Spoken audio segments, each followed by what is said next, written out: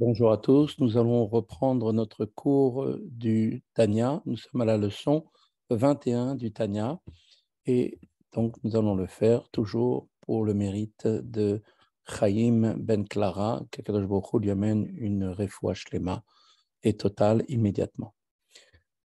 Alors nous commençons de suite, Perek Chaf Aleph, Perek 21, Veine Midat Akadosh Baruch Hu ou Shelo Kemidat Basar Vadam.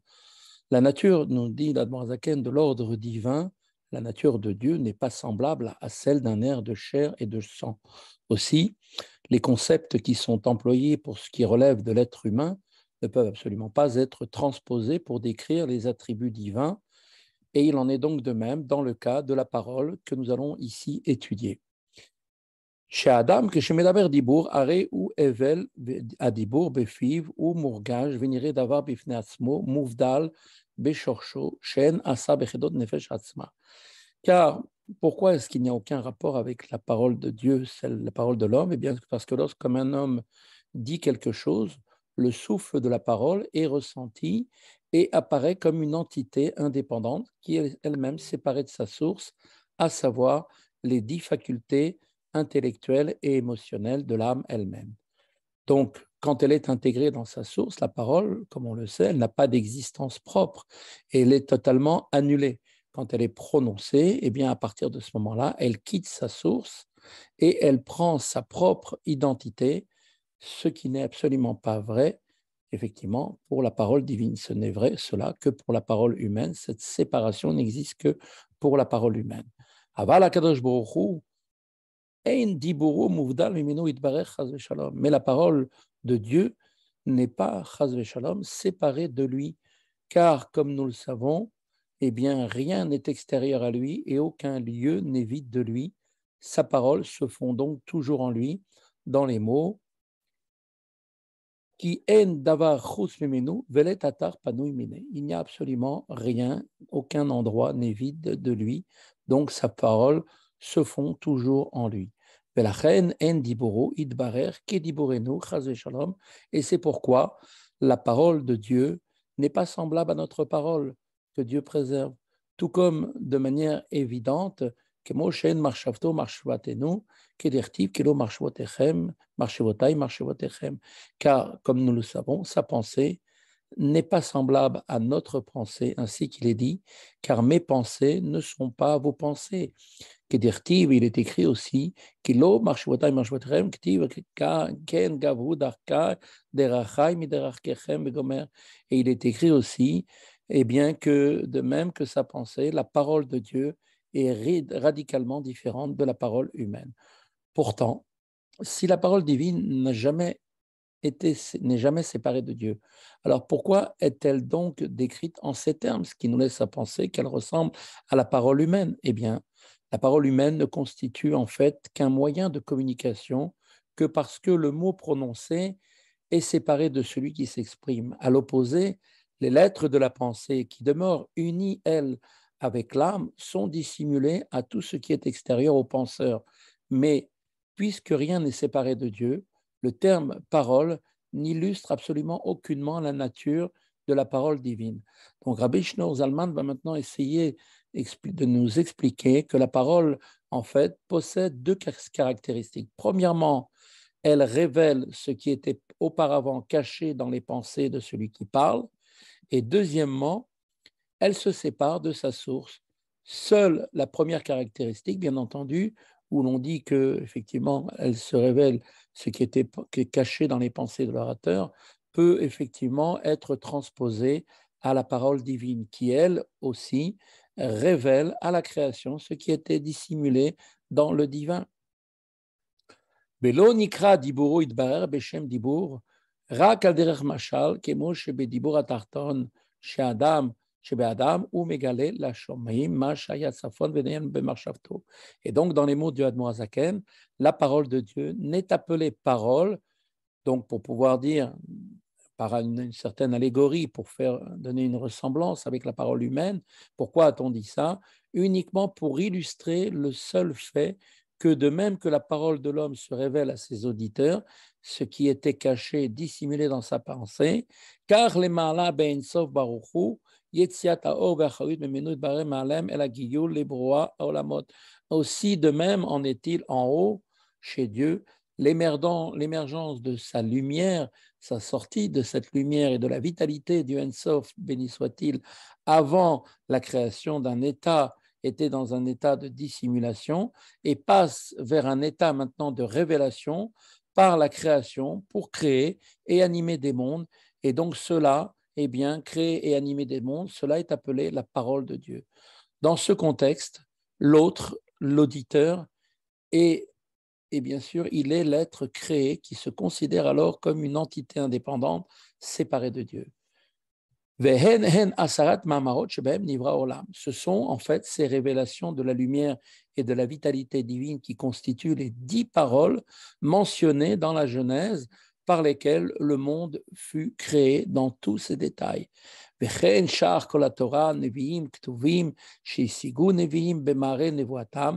même en est-il pour tous les autres mots de la Torah, des prophètes, des hagiographes, qui sont eux aussi qualifiés de paroles parce qu'ils représentent, ni plus ni moins, la révélation divine que les prophètes ont pu percevoir dans leur vision prophétique.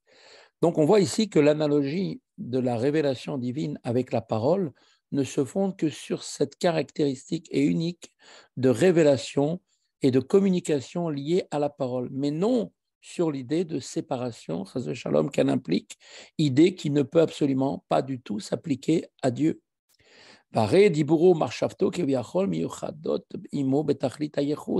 Or, la pensée, la parole et la pensée de Dieu sont unies avec lui dans une union absolue. Tout comme on avait donné l'allégorie, comme le mashal, la pensée, mashal, kemo diburo marshavto shel adam, beodam bekorach chokhmato besichlo, tout comme avec l'exemple de la pensée et la parole de l'homme, qui sont unis à lui, à cet homme-là, avant qu'elle ne s'exprime en parole et en pensée, alors qu'elle se trouve encore dans la faculté de chokhma, de la sagesse, de l'intellect. Ou bien tel que cette parole existe dans un désir et une aspiration de son cœur, avant que ceci ne monte du cœur vers le cerveau, de sorte que le cerveau maintenant y réfléchisse avec les lettres de la pensée. שאז היו אותיות המחשבה והדיבור הזה הנמשכות מהחמדה והתשוקה הזו בכוח בלב, et à ce stade, avant que l'homme ne s'exprime ou ne pense les lettres de cette parole et de cette pensée, qui vont donc découler de ce désir et de cette aspiration qui est née en lui, étaient à ce stade-là dans un état potentiel dans son cœur. Et elles étaient miyuchadot sham, elles étaient donc bien évidemment totalement unies, betachlit hayechud, dans la totale unité donc de leur shorshan, de leur source. Donc, she'en chokhma, à savoir donc le niveau de chokhma, la sagesse, vesechel shebemoar, et l'intellect dans le cerveau, vetchuka shebelev, vechemda vetchuka shebelev, et le désir et l'aspiration dans le cœur. Donc, Admor Hazaken nous enseigne que la pensée et la parole humaine sont parfaitement unis avec le sujet avant qu'il ne pense ou ne s'exprime. Quand c'est à ce stade simplement un désir, une envie, à ce moment-là, à ce stade, les lettres qui constitueront la pensée et la parole se fondent totalement dans leur source. Néanmoins, chez Dieu, le Créateur, eh bien, sa pensée à lui et sa parole demeurent totalement unies toujours avec lui-même après qu'il a pensé et qu'il a parlé. Elles sont donc toujours à l'intérieur de leur source, comme Rabbi Shneur Zalman va le conclure maintenant. Vekacha mamash derech mashal miyuchadot diburo marshavto shel HaKadosh Baruch Hu betachlit hayechut bemauto vatzmuto itbarer. Et de même par analogie, donc la parole et la pensée de Dieu sont parfaitement unies avec son être et son essence, béni soit-il, même après que sa parole a émergé, qu'elle soit sortie à l'état de réalisation par la création des mondes, de la même manière qu'elle était unie avec lui avant la création des mondes. Donc il n'y a absolument aucun changement chez Dieu. Sa parole telle qu'elle était avant de se révéler et après en se révélant pour créer ce monde et toutes les créatures, n'a absolument rien coupé, n'a absolument rien, aucune séparation avec ce qu'elle était auparavant.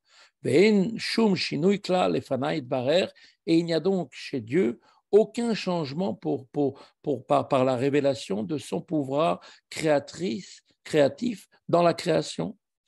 Comme il est dit, parce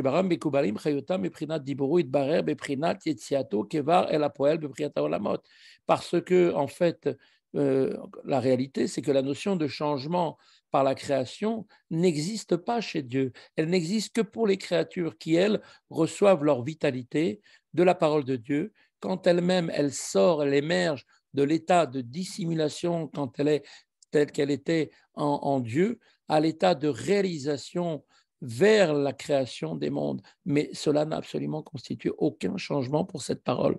Pour les êtres créés, la révélation de la parole divine à leur niveau, eh bien, est le plus grand changement possible, un passage de l'inexistence à l'existence, du néant à la partie du monde créé. La parole divine se revêt donc des mondes pour les faire vivre.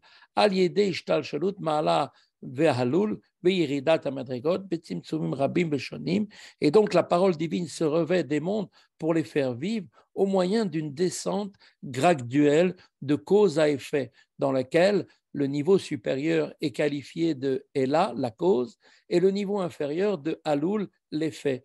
Et à partir de là, une descente qui se fait d'une gradation descendante au moyen de contractions nombreuses et diverses qui sont appelées le tzimtzumim, c'est-à-dire une diminution progressive de l'intensité de la révélation de la lumière divine. De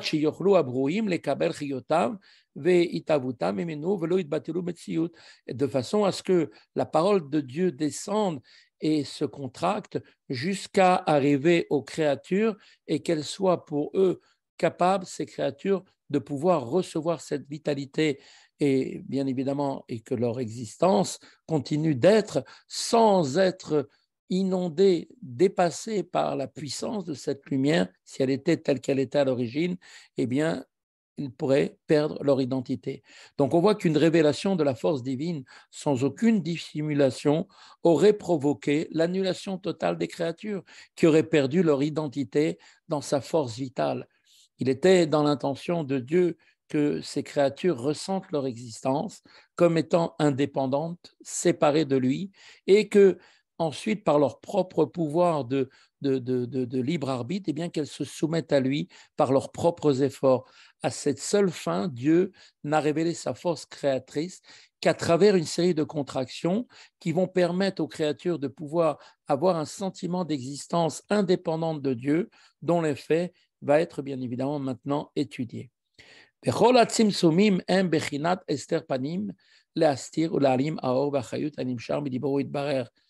Et donc, toutes les contractions constituent, donc ces contractions qu'on appelle les tzimtzumim, constituent en fait une dissimulation de la phase divine, c'est-à-dire de la partie intérieure profonde et sans limite de Dieu, c'est-à-dire qu'elle voile et dissimule la face, c'est-à-dire l'aspect intérieur de la lumière et de la force vitale qui est issue de la parole de Dieu, de sorte que celle-ci ne se révèle pas avec un intense dévoilement que les mondes inférieurs seraient incapables de recevoir. La reine Gamken, nidme lahem or bechayut adibur shel hamakom baruch hu amelubesh bahem kilu hu davar muvdal mimauto batzmato dibarer. Et c'est pour cette raison, du fait de la dissimulation effectuée par les tzimtzumim, de la lumière et de la force vitale de la parole de Dieu, qui se trouvent maintenant en eux, leur apparaissent aux créatures comme étant elles-mêmes séparées de Dieu lui-même. Cette parole n'est plus elle est la parole que Dieu a donnée aux créatures. Et donc pour eux, ils ont l'impression que c'est comme si elle était seulement issue de lui, à l'image de la parole de l'homme qui émane de lui en s'en séparant. Cette perception, bien sûr, est fausse, totalement erronée, donc sur la force vitale de Dieu, de dire comme que cette parole serait séparée de lui est due en fait uniquement à la dissimulation effectuée par les tzimtzumim, laissant la possibilité aux créatures d'avoir le libre arbitre et donc d'avoir l'impression qu'ils sont des êtres séparés de Dieu pour pouvoir ensuite prendre la décision de s'attacher à lui. Mais ce sentiment-là n'est qu'un sentiment au niveau des créatures, ce qui n'est absolument pas le cas au niveau de Dieu lui-même.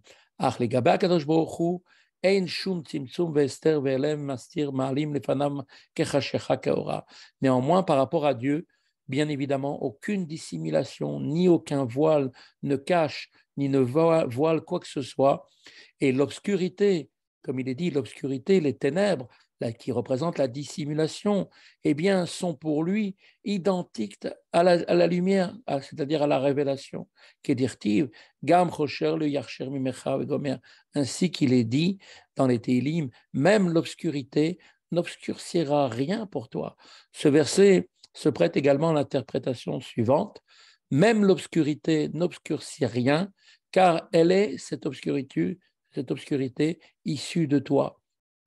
D'autres termes, l'obscurité du Tzimtzum a aussi, lui aussi, une origine divine et donc n'obscurcit pas pour cette raison le divin. En effet, comme Rabbi Shneor Zalman le révèle maintenant dans la suite de son enseignement, seul un corps étranger peut constituer un voile. Un être qui a été créé par Dieu ne peut pas se cacher par ce qui le constitue. משום שאין הצמצומים והלבושים דבר נפרד ממנו יתברך חס ושלום, אלא כדין כמסה דלבושים מינהו בה. Car les tzimtzumim et les voiles qui sont donc donnés à sa révélation ne sont pas des entités distinctes de Dieu, à Dieu que chas v'shalom, puisque comme nous l'avons dit, rien n'est séparé de Dieu, mais sont plutôt représentés par l'image de la tortue ou bien de l'escargot, dont le vêtement, c'est-à-dire la carapace, est une partie de son corps. Ainsi, le processus du tzimtzum qui dissimule le divin est, comme nous l'avons vu, donc lui-même divin. Kemo shekatuv, ki Hashem ou Elokim, kemo shekatuv b'makom acher, ainsi qu'il est dit, l'Éternel, Yudke Vavke, eh bien, est Dieu, il est Elohim, c'est-à-dire le Dieu dans le monde, dans ce monde matériel où règnent les règles de la nature, comme cela est expliqué ailleurs. En hébreu, ce verset se lit Yudke Vavke et Elohim. Ce terme, en fait, ce verset établit donc une relation d'identité entre les deux noms de Dieu. Le tétragramme qui dénote la révélation et la transcendance divine, Yudke Vavke, et le nom Elohim qui fait référence au pouvoir de dissimulation de Dieu, le Tzimtzum, dont Dieu se revêt dans la création. Cette relation d'identité signifie en fait, quand on dit que Hachem ou Elohim, que le nom Elohim, eh bien, il est divin au même titre que le nom de Yudke Vavke. Velachen Kame Kula Kelo Hashim Mamash, c'est pourquoi tout est considéré comme rien devant lui. En conclusion de ce chapitre que nous terminons, Baruch Hashem, eh bien, puisque Dieu n'est pas affecté par les tzimtzumim qui donnent aux créatures le sentiment d'être séparées de lui, d'être des existences à part entière, eh bien, l'ensemble de la création est pour Dieu comme le néant absolu. En effet, comme on l'a vu, la parole créatrice de Dieu se trouve toujours confinée dans sa source, c'est-à-dire en lui-même, en Dieu, dans un état d'annulation totale. La création n'est donc elle est comme inexistante et n'enlève absolument rien à son unité absolue. Il est un et unique après la création, comme il l'était avant la création. Voilà, je vous souhaite à tous une très bonne continuation et à très bientôt.